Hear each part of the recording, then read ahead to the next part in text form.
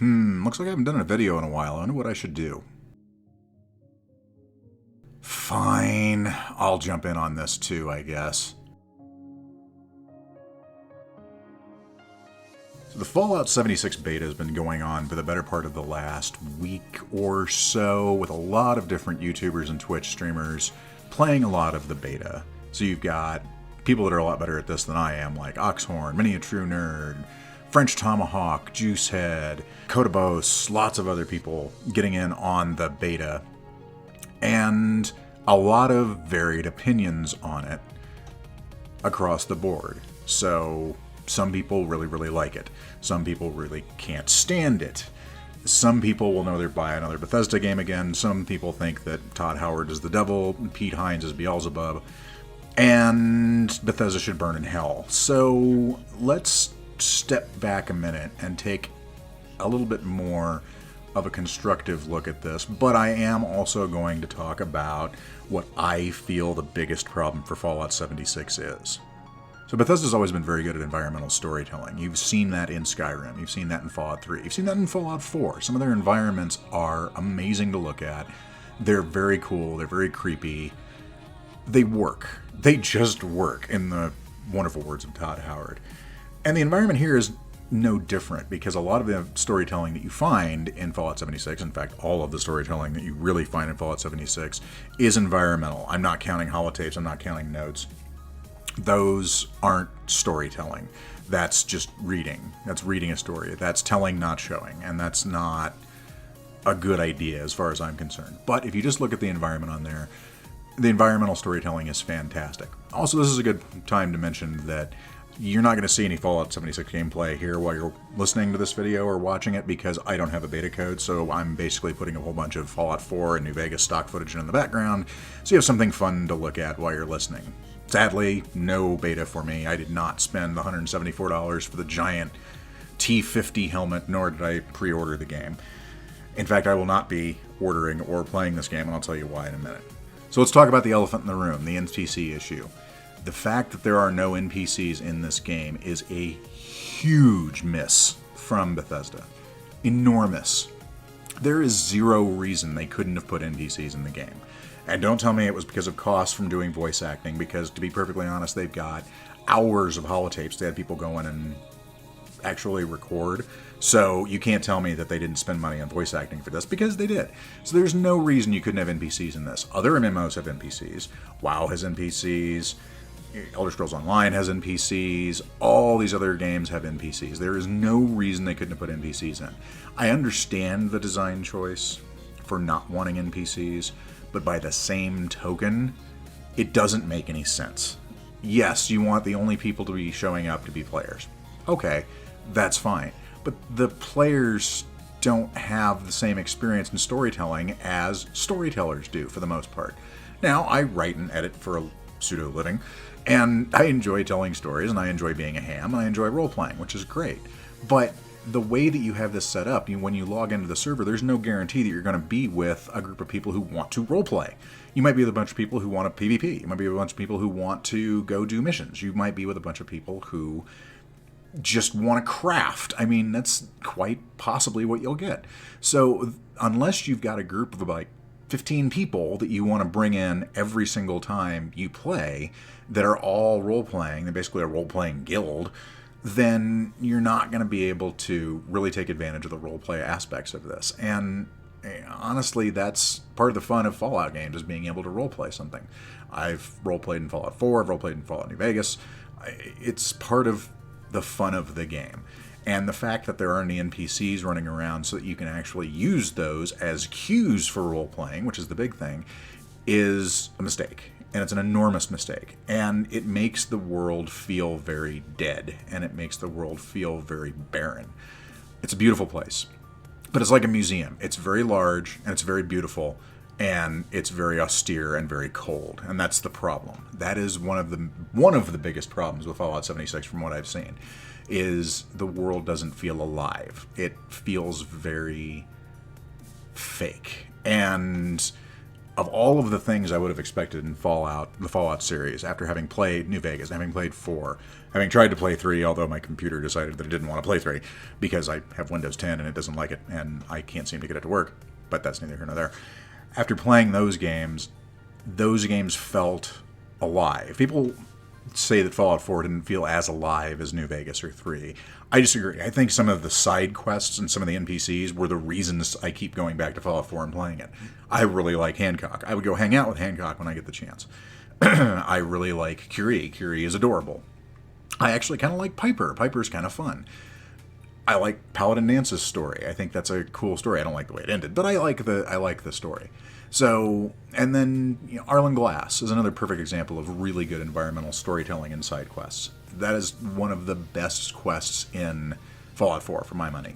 The Cabot House, USS Constitution, clearing out Vault 95 for the first time with the Gunners, doing the Mechanist for the first time. That was a cool story, too. And it was a neat little throwback to Fallout 3. So all of those are reasons that I keep going back to Fallout 4. And in New Vegas, of course, you've got some amazing side quests and stories, and you've got some amazing companions. Arcade Gannon is still one of my favorite characters of all time. He is just amazing. Veronica's story is kind of good too. I like Raoul. I mean, I like all of the. There are certain ways that I like almost all the characters in New Vegas and in Fallout 4. In Fallout 76, you don't have that. You don't have any characters that you can look at and say, I would play this game again just to meet X and do his quest, because X doesn't exist. There is no X, or Y or Z, or Delta or Theta. There's no one there. It's only through holotapes and notes. And you just can't get an emotional connection to a character simply through holotapes and notes. Some of the holotapes, some of the stories that they go through in there are very good. Some of the stories that you find in White Springs, or find with the responders. Some of the stories are very, harrowing and heart-wrenching and well done, but when you get down to it, it's just words on a tape or words on a piece of paper. There's no connection, really. There's no emotional connection between these people, and that's what 4 and New Vegas and 3 did the best, is that you felt emotionally invested in these characters. You wanted to keep them alive. You wanted to do their quests. You wanted to find more out about them. None of that exists in Fallout 76. I mean, you're playing with your buddies. Well, yeah, you're emotionally invested in your buddies, but not in the same way, if you get what I'm saying. It just doesn't...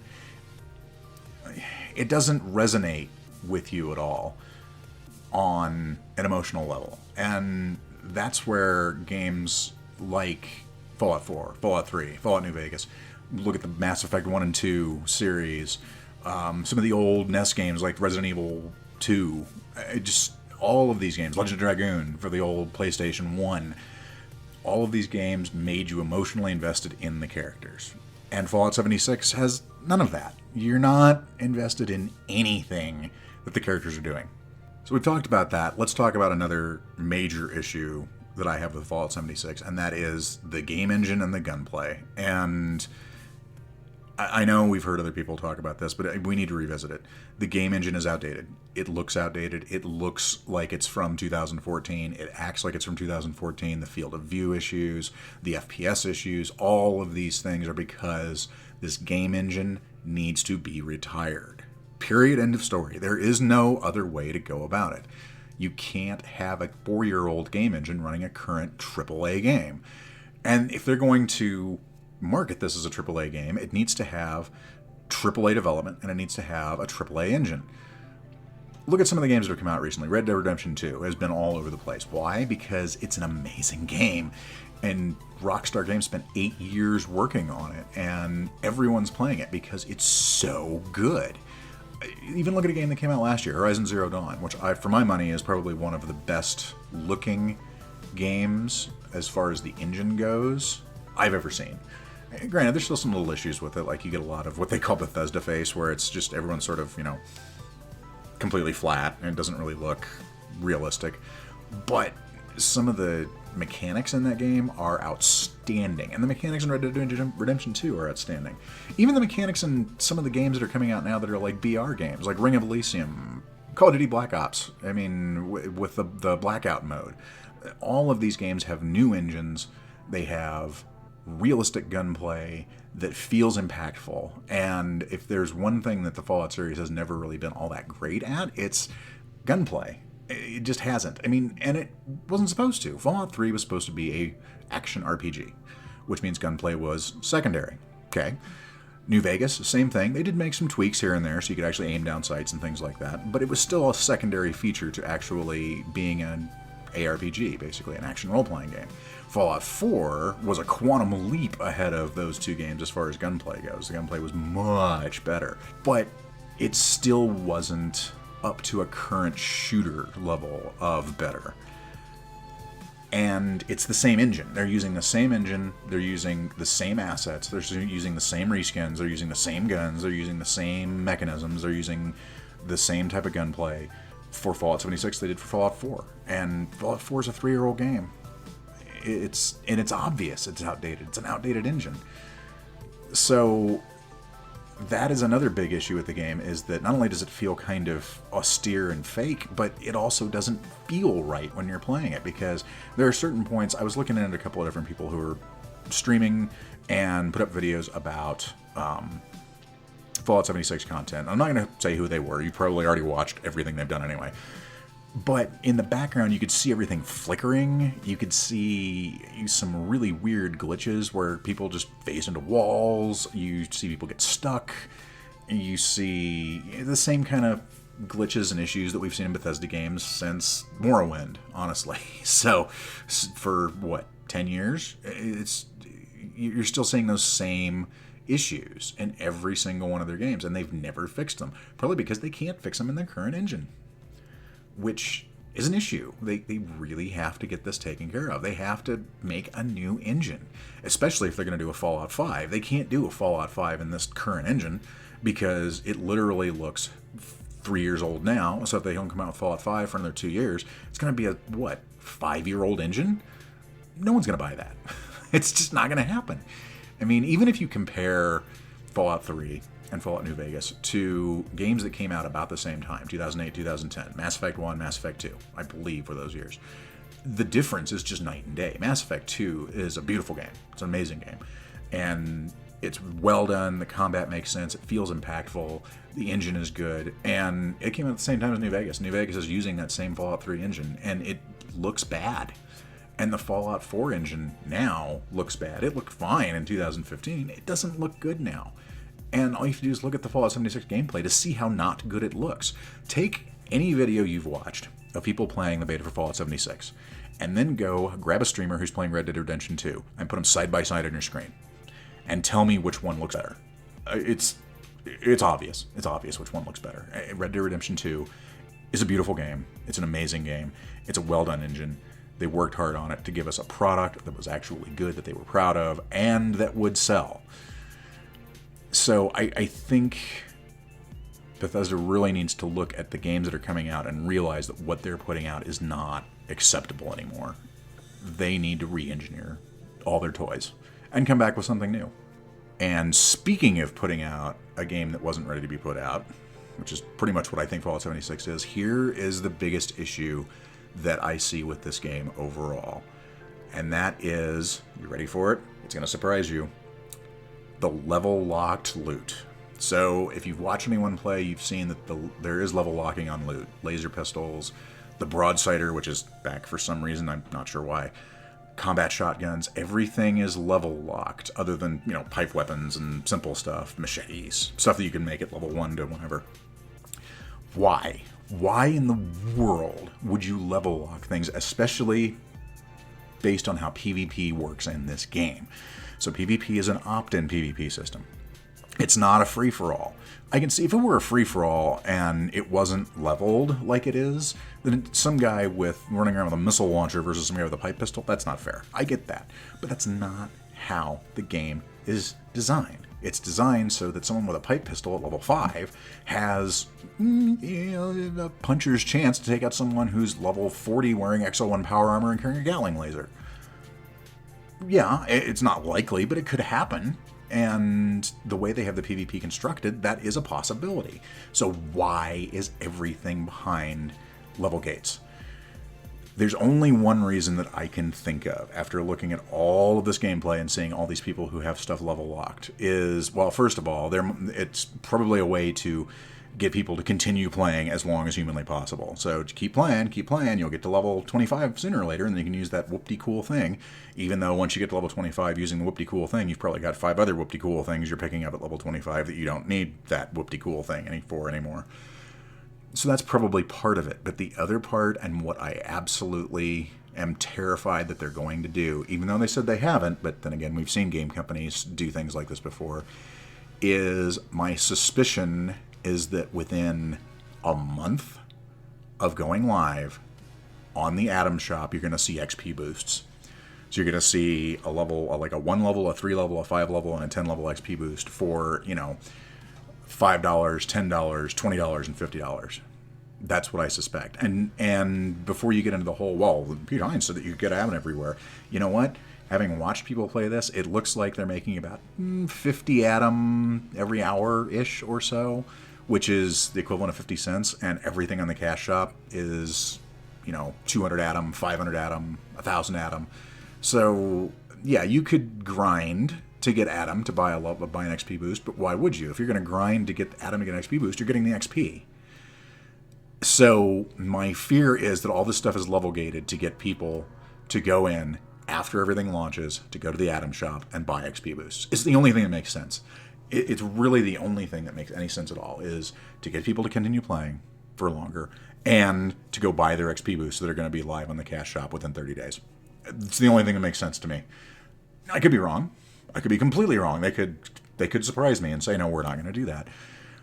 But having watched game companies like EA and BioWare and Bluehole and all these other companies who basically see a game as a way to separate a gamer from their wallet and how successful they've been at doing it, my suspicion is that Bethesda reskinned Fallout 4 to make this game to separate people from their wallets. And that makes me very sad, because I love the Fallout series. I came to it late. I played Fallout 4 first. I played New Vegas. Like I said, I've tried to play Fallout 3. That didn't work well. I've played both those games. I love both those games. I've got 1,600 hours in Fallout 4. I've got 400 in New Vegas. I've played through those games dozens of times. Every single possible permutation you can do in those games, I've done. Well, except the house ending in New Vegas, because he's an asshole. But I've done everything you can do in Fallout 4 and Fallout New Vegas multiple times. And still, we'll go pick up either one of those and play them just for fun for an hour and call it a day. To see a company that has put out so many good games, that has put out Skyrim, that's put out ESO, it's put out Fallout 3, it's put out Fallout 4, that's going to be putting out something that looks very, very cool. It looks like Fallout 4 in space.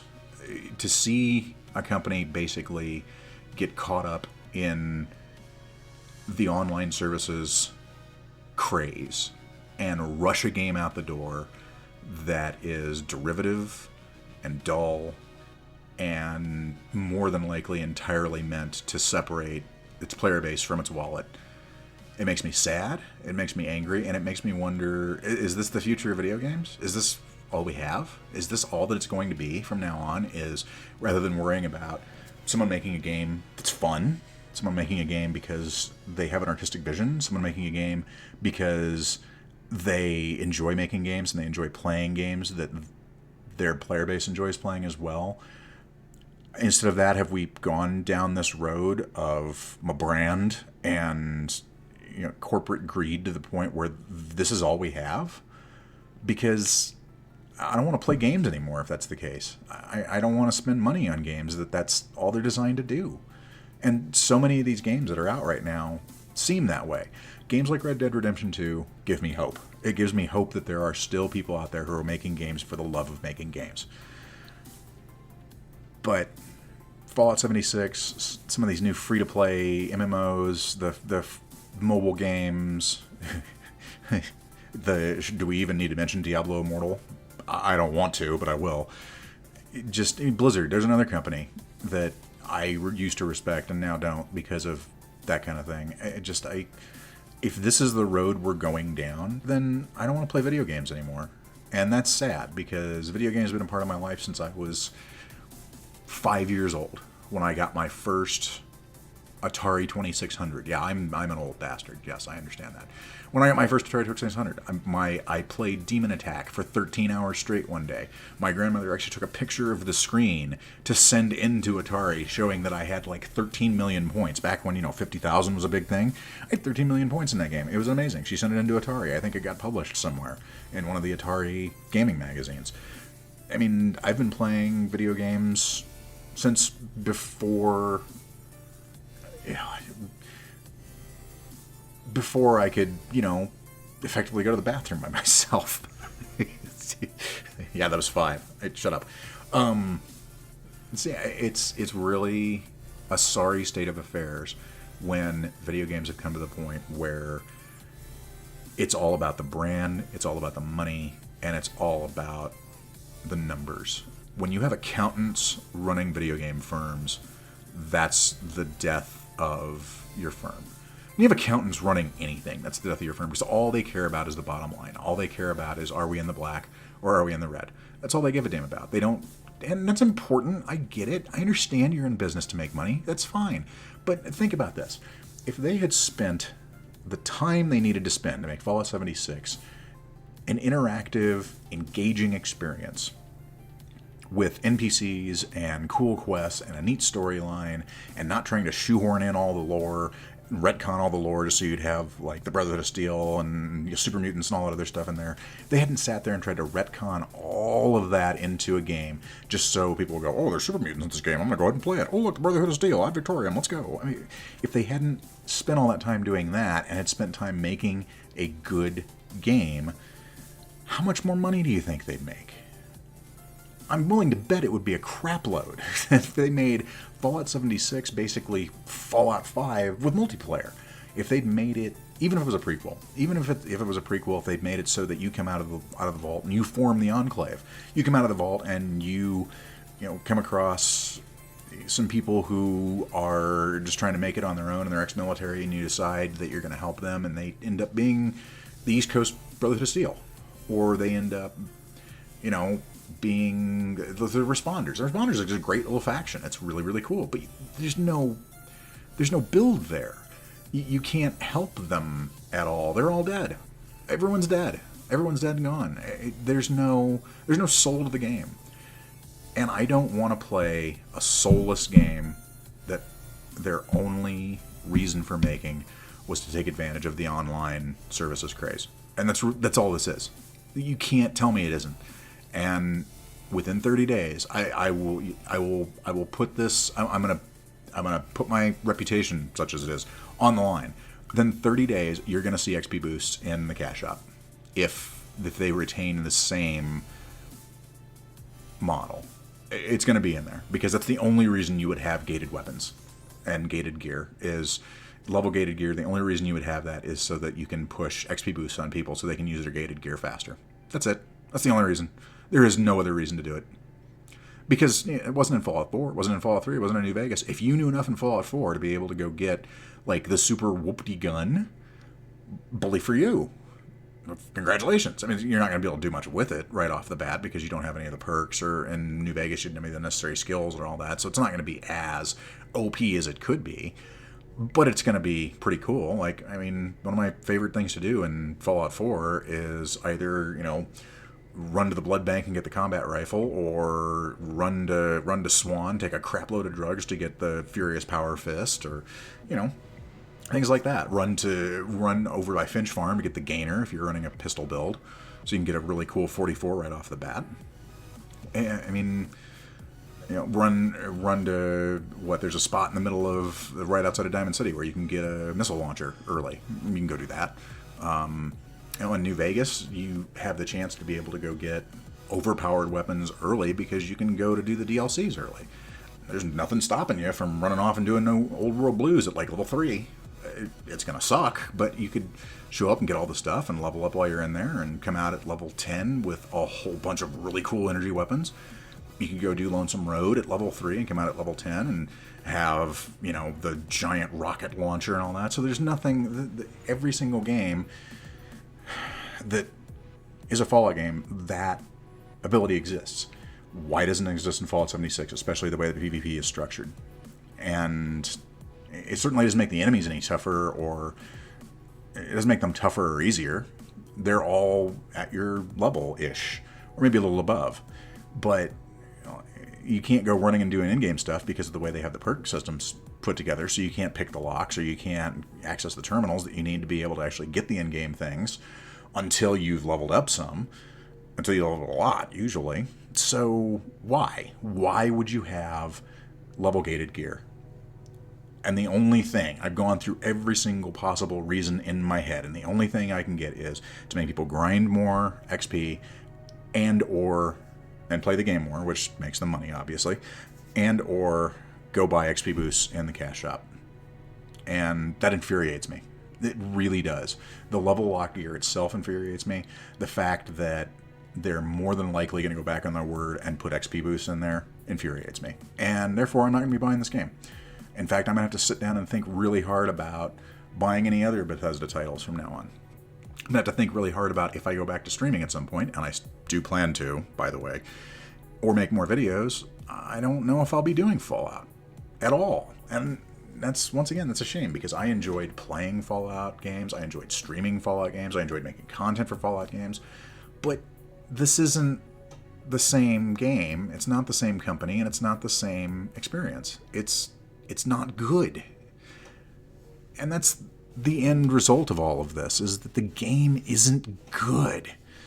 It's not good, and it's designed to take advantage of a gaming fad. And I never thought, of all of the game designers that would fall for a gaming fad, did you ever think that Fallout was going to be one of them? I mean, Fallout's pretty brutal in a lot of ways. Fallout 1 and 2 were absolutely brutal. Fallout 3, you could get killed anytime you turned around. Fallout New Vegas, yeah, it's a brutal world. And it's not been like a popular world with, you know, mainstream gamers who have, you know, proclivities for games that aren't violent. Fallout series is super violent. Super duper violent. And to see a game studio try and popularize a game using this extortive method that so many other game designing companies are using makes me very, very sad. And I doubt that Todd Howard or Pete Hines or anyone at Bethesda will watch this. I really do, because, you know, I have 35 subscribers and I put out content every 2 months. But if they do, I'm one of those people who was new to Fallout when Fallout 4 came out and fell in love with the series then. The people who are going into the series now aren't going to fall in love with this genre because you haven't made a good game.